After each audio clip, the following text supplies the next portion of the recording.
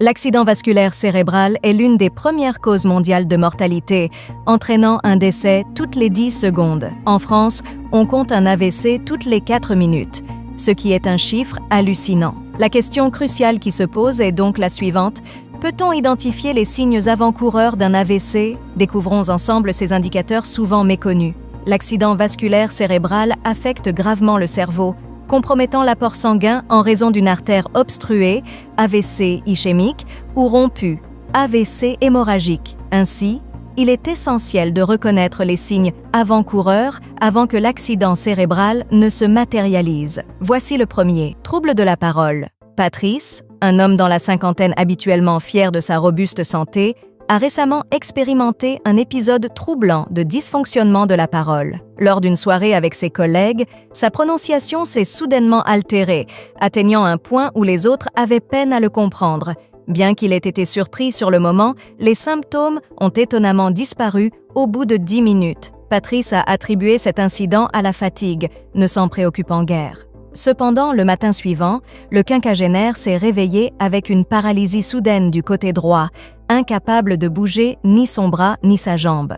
Transporté d'urgence à l'hôpital, le diagnostic d'un accident cérébral a été confirmé.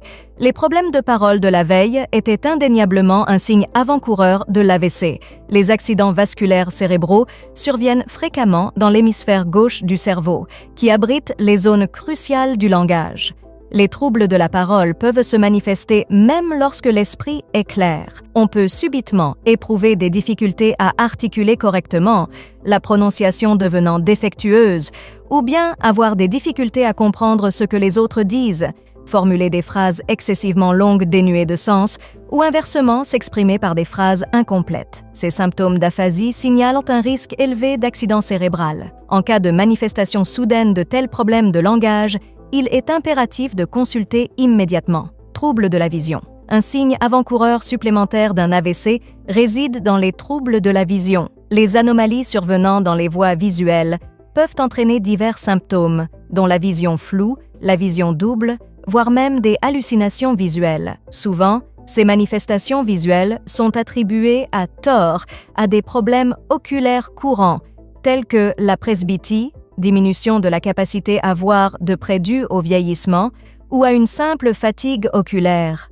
La vision floue ou double peut résulter d'une perturbation dans le fonctionnement des voies optiques du cerveau, souvent causée par une altération soudaine du flux sanguin. Les hallucinations visuelles peuvent également être provoquées par des anomalies similaires affectant la manière dont le cerveau interprète les informations visuelles. Ces symptômes visuels, bien qu'ils puissent parfois sembler anodins, ne doivent en aucun cas être négligés. Perte de mémoire. Les épisodes même courts de perte de mémoire peuvent être des signes avant-coureurs d'un AVC. En raison du lien entre les accidents vasculaires cérébraux et la fonction cérébrale altérée, les pertes de mémoire, même brèves, peuvent indiquer une perturbation dans la circulation sanguine cérébrale, affectant les zones du cerveau responsables de la mémoire. Les symptômes de perte de mémoire associés à un AVC peuvent se manifester de différentes manières, telles que l'incapacité soudaine de se rappeler des informations, la confusion temporelle et spatiale,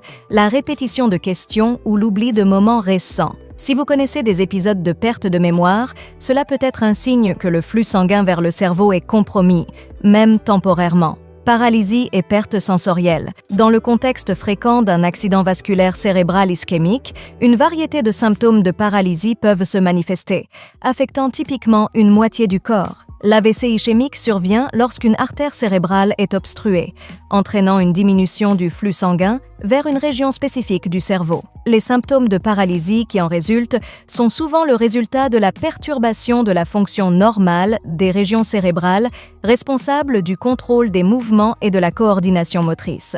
Lorsqu'une personne est touchée par un AVC ischémique, la paralysie peut se manifester de différentes manières, allant d'une paralysie partielle à une paralysie généralisée.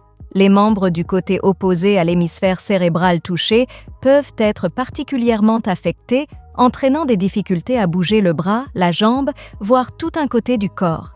Cette perte soudaine de contrôle musculaire peut être accompagnée de sensations de picotement ou d'engourdissement de la peau dans la région touchée.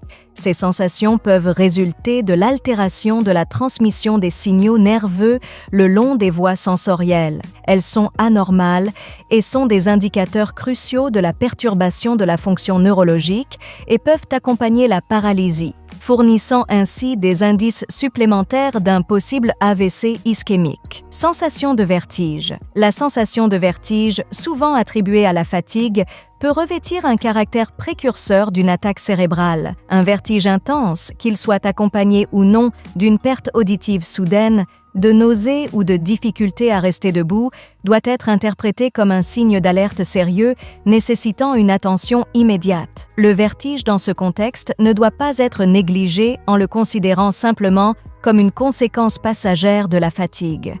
Il peut signaler des perturbations dans le système vestibulaire ou des anomalies dans les régions cérébrales qui contrôlent l'équilibre. Lorsqu'il est associé à d'autres symptômes tels qu'une perte auditive soudaine, des nausées ou des difficultés à rester debout, le vertige devient un indicateur crucial d'une possible attaque cérébrale imminente. La nécessité d'une attention immédiate découle du fait que ces symptômes peuvent être liés à des perturbations graves dans la circulation sanguine cérébrale, nécessitant une évaluation médicale rapide. Changement soudain de l'humeur. Les changements soudains de l'humeur peuvent également être des indicateurs précurseurs d'un AVC. Une personne peut subitement passer d'un état émotionnel à un autre, allant de l'euphorie à la tristesse, sans raison apparente. Ces variations extrêmes de l'humeur peuvent être le résultat de perturbations dans les régions cérébrales affectées par l'AVC. L'irritabilité, l'agitation ou même la dépression peuvent également être observées. Il est important de ne pas négliger ces changements d'humeur et de les considérer comme des signaux d'alerte potentiels nécessitant une évaluation médicale. Difficultés de coordination. Les difficultés de coordination, telles que des problèmes pour marcher ou pour effectuer des mouvements précis, peuvent indiquer un risque d'AVC. Ces difficultés peuvent se manifester par des étourdissements, une instabilité en marchant ou une incapacité à coordonner les mouvements des membres. Elles sont souvent le résultat de l'altération de certaines régions du cerveau responsables de la coordination motrice. Ces symptômes de coordination altérée doivent être pris au sérieux et faire l'objet d'une évaluation médicale pour exclure tout risque d'AVC imminent. Un diagnostic précoce et une intervention médicale prompte peuvent jouer un rôle déterminant dans la minimisation des dommages causés par une attaque cérébrale ainsi que dans l'amélioration des perspectives de récupération. Face au constat que 90% des AVC sont liés à notre mode de vie, la prévention devient notre allié. Modifier nos mauvaises habitudes peut prévenir un accident vasculaire cérébral. C'est justement tout ce que j'explique dans cette vidéo. Alors ne tardez pas à cliquer pour connaître les pires aliments qui détruisent votre pancréas jour après jour.